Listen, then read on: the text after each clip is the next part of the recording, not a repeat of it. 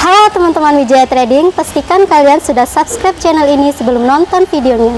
Jangan lupa like, comment, and share video ini jika bermanfaat. Saya akan lanjut dengan teknikal tadi ya. Teknikal itu membaca secara grafik. Teknikal ya. Ini berhubungan dengan analisa.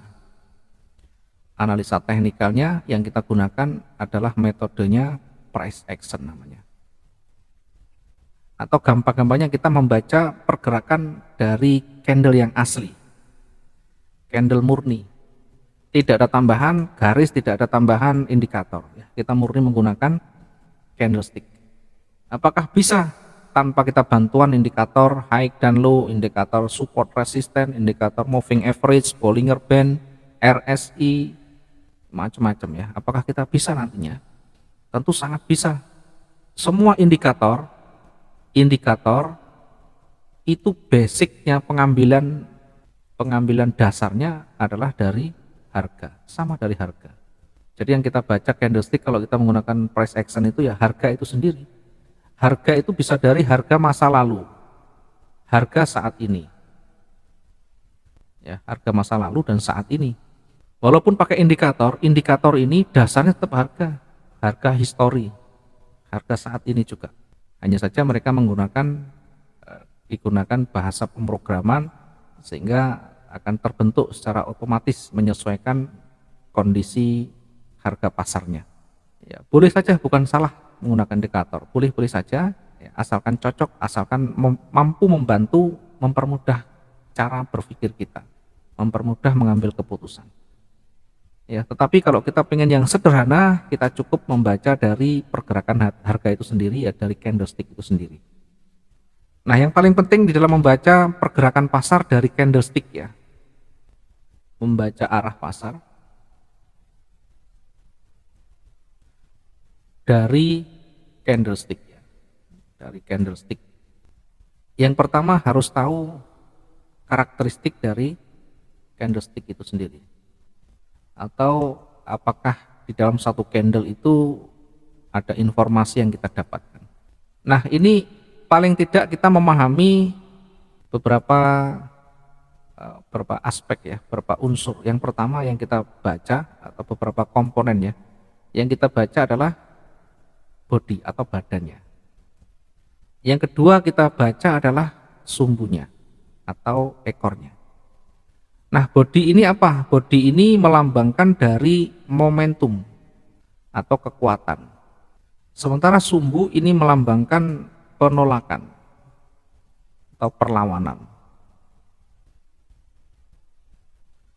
Sumbu itu mengindikasikan penolakan atau perlawanan. Jadi kalau kita membaca pergerakan market, contohnya, ya saya kasih contoh misalnya, ini bergeraknya seperti ini. Kemudian ada sumbu, atau saya pakai yang lebih besar ya, ada candle seperti ini,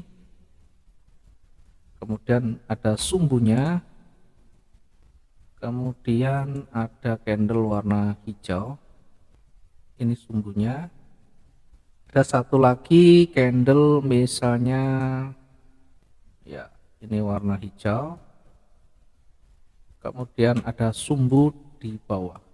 Oke, kita coba untuk menjelaskan satu persatu dari mulai paling kiri ya, candle warna merah. Kita baca karakteristiknya candle ini. Apa yang bisa kita dapatkan? Informasi apa yang bisa kita dapatkan dari candle ini? Tentu ini untuk membaca nanti setiap pergerakan grafik. Yang pertama perhatikan di bodinya ya, selalu perhatikan di bodinya.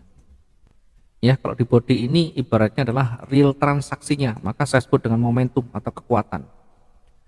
Kita perhatikan bodinya ya, ini bodinya tebal panjang. Oke, ini bodinya tebal panjang. Artinya momentum seller itu besar atau kekuatan sell itu besar. Yang kedua kita perhatikan sumbunya. Ini ada sumbu, ada sumbu. Kalau kita perhatikan sumbunya ada dua, di atas dan di bawah, tapi kecil-kecil.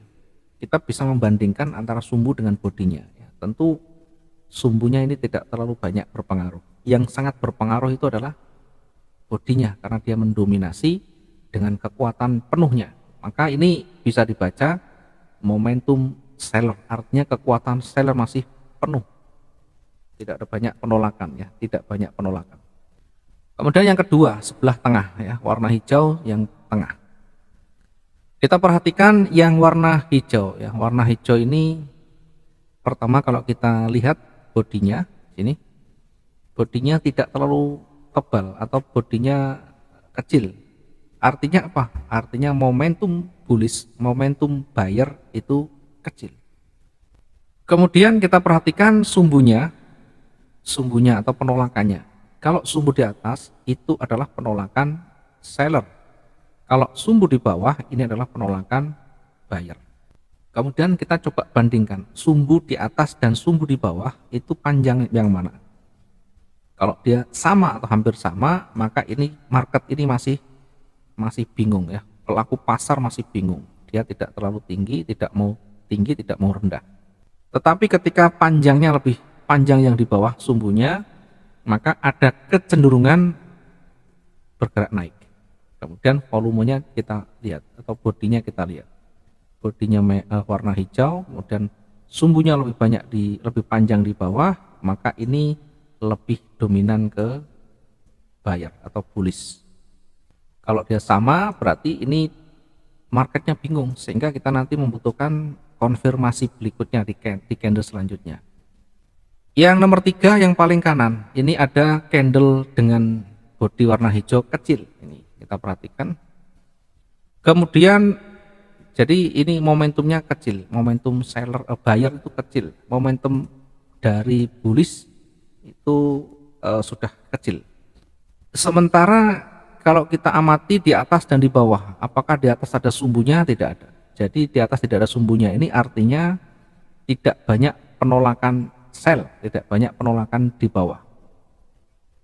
Sebaliknya di bawah ada sumbu dan sumbunya jauh lebih panjang dari bodinya.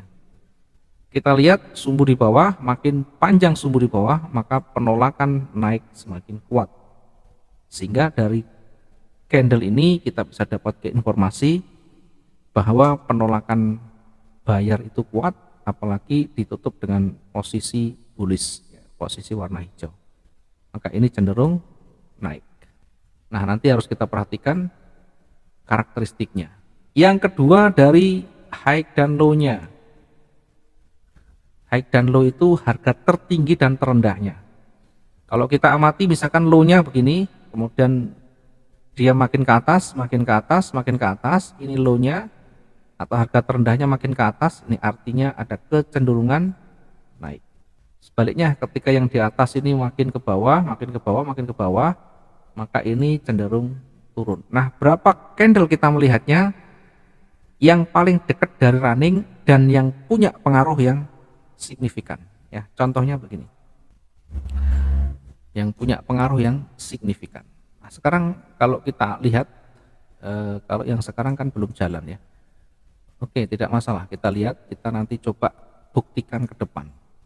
Kita perhatikan dari pergerakan yang terdekat dari running. Running itu yang berjalan, yang terakhir sebelah kanan. Ini running ya, jangan dipakai untuk acuan dulu karena running ini masih bergerak.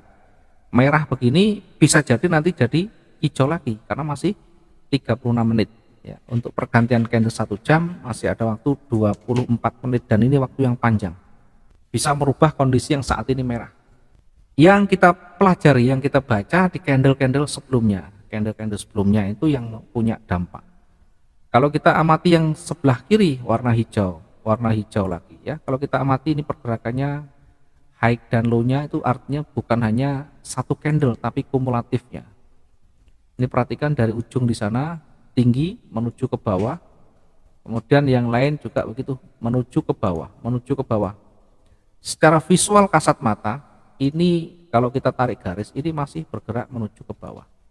Ya, ada kecenderungan menuju ke bawah atau ada kecenderungan untuk turun. Jadi kalau kita mengamati dari pergerakan sebelumnya ini menuju ke bawah, high-nya masih berada di jajaran baris turun. Termasuk yang di bawah ini low-nya ini juga semakin turun. Low-nya semakin turun sehingga ada kecenderungan masih akan bergerak turun. Kita coba lihat yang lain ya. Mungkin kita bisa menggunakan contoh yang lain ya. Apakah ini akan naik atau turun? Kita coba lihat misalkan seperti ini. Anggap saja kita belum tahu ke depan ya. Kita lihat seperti ini. Terakhir warna hijau dengan kondisi seperti ini. Nah, bagaimana cara membacanya? Dengan melihat tadi ya, sesuai dengan yang kita sampaikan. Karakter candle, kemudian high dan low-nya. Kalau kita amati yang terdekat di sini, ada merah, ada hijau, merah lagi, hijau lagi. Artinya ada high dan low-nya. Kekuatannya ada merah, hijau, berarti masih belum stabil di sana.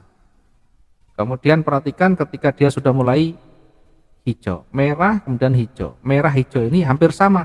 Merah ini kalau kita gabung, kemudian hijau kita gabung, maka ini membentuk satu kekuatan yang sama. Sehingga kalau kita tarik sebelah kiri ini membentuk satu garis high-nya seperti ini. Sementara low-nya di sini. Nah, low-nya di sini. Maka ini menunjukkan kekuatan itu masih berada di sekitaran itu ya. Kekuatan belum ada yang signifikan. Artinya kalau ini datar, kekuatannya seimbang. Kita tidak bisa mengambil kesempatan seperti ini. Kita bisa manfaatkan dari pergerakan ini setelah melewati dua fase ini ya. Setelah melewati dari dua level ini namanya, baru nanti akan lebih cenderung. Ini datar, kekuatannya sama. Nanti dia akan lebih kuat naik ketika dia break di atas. Ketika dia kuat di bawah, maka akan cenderung turun. Yang jelas yang terakhir dia menuju ke atas, sehingga lebih cenderung breaknya di atas ini. Yang terdekat dari running ini lebih cenderung di atas, bukan di bawah. Sehingga walaupun kekuatannya seimbang tapi menuju ke atas, maka akan cenderung bergerak naik. Ya, tinggal nanti menunggu break di sini. Nah, tinggal menunggu break di sini. Apakah kalau break ini pasti akan naik? Walaupun tidak selalu, tapi ada peluang untuk nanti naik lagi ya. Jadi nanti yang kita perhatikan, selain kita membaca dari pergerakan, selain kita membaca dari karakter, kita juga membaca high dan low. Kemudian yang ketiga, kita juga membaca namanya level ya.